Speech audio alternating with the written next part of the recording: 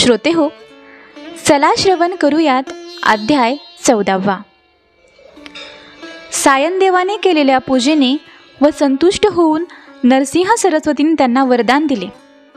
सायनदेवाने श्री गुरूंना विनवणी केली, मी ज्याची नोकरी करतो तो यवन अत्यंत क्रूर आहे. तो दरवर्षी ब्राह्मणांना ठार करतो. मला आज त्यासाठीच बोलावले आहे.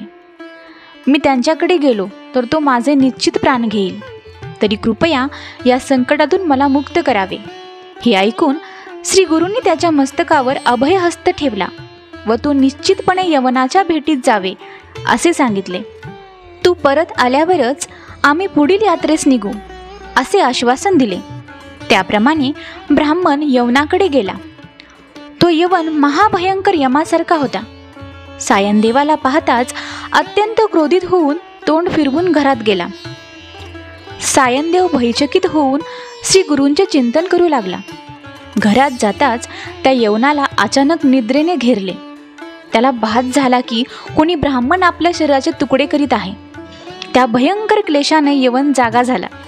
त्याने मग सायनदेवाला न मारताच त्याच्या पाया पडून, तुला इथे कोणी बोलवले, आता लवकर परत जा असे म्हणून त्याने त्याला वस्त्रभूषणे देऊन निरोप दिला. सायनदेव आनंदाने लगेच आपल्या गावी वारक्षेत्र गंगातीरी गुरुचरणांचे दर्शन घेण्यासाठी आला. श्री गुरूंना त्याने घडलेला सर्व वृत्तांत सांगितला. श्री गुरु संतुष्ट होऊन दक्षिणेतील श्री क्षेत्री जाण्यास निघाले.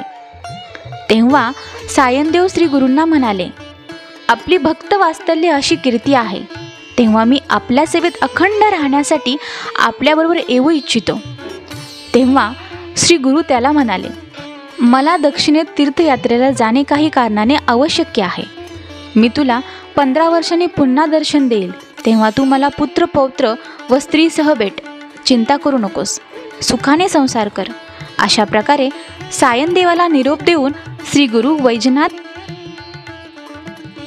श्रोते हो, चला श्रवण करूयात अध्याय 15. श्री गुरूंचा महिमा प्रकट झाला. त्यामुळे अनेक लोक त्यांच्या भजनी लागले. आपल्या कामना पूर्ण व्हाव्यात म्हणून त्यांच्या दर्शनास येऊ लागले.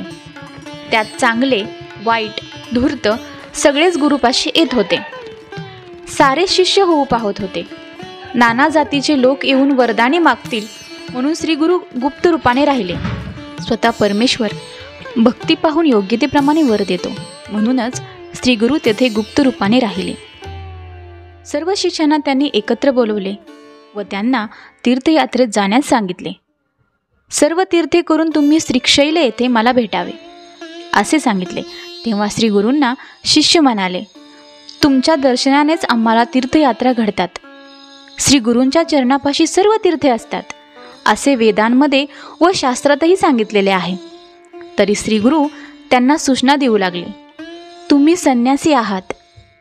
5 दिवसांपेक्षा जास्त वेळ एका ठिकाणी राहू नये. संन्यास घेतल्यावर माणसाने सर्व तीर्थे पाहावीत व मग एका स्थानी स्थिर चिंतन करून राहावे. हेही शास्त्रात सांगितलेले आहे.